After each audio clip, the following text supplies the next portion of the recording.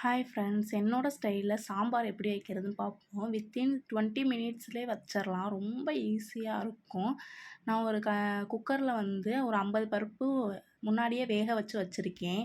அது வெந்தக்கப்புறம் 2 medium size வெங்காயம் வெட்டி வச்சுருக்கேன். 3 வந்து பெரிய தக்காளி வந்து பொடி பொடியாக நறுக்கி வச்சுருக்கேன்.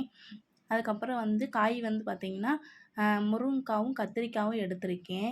இப்போ நம்ம அடுப்பை ஆன் பண்ணி அந்த குக்கரை அடுப்பில் வச்சு அதிலேயே வெங்காயம் தக்காளி போட்டுட்டு தேவையான அளவு தண்ணி ஊற்றிக்கலாம். உங்கள் வீட்டில் எத்தனை பேரோ அந்த அளவுக்கு நீங்கள் தண்ணி ஊற்றிக்கோங்க. நான் வந்து சின்ன சொம்பில் ஒரு சொம்பு அளவுக்கு தண்ணி ஊற்றிருக்கேன். இப்போ எல்லா காயும் போட்டுறலாம்.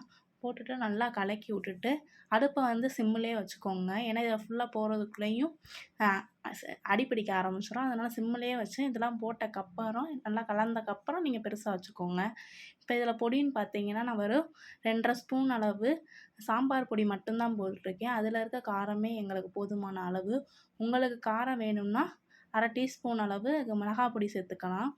அப்போ வந்து நல்லா இது ஒரு பக்கம் கொதிக்கட்டும். நான் ஒரு சைடு வந்து சோறு வெந்துக்கிட்டு இருக்குது. இப்போ நல்லா வெந்தக்கப்புறம் நான் 2 சில்லு தேங்காய் எடுத்து நல்லா பேஸ்ட்டாக அரைச்சி வச்சுருக்கேன். அந்த தேங்காவை இப்போ ஆட் பண்ணிக்கலாம்.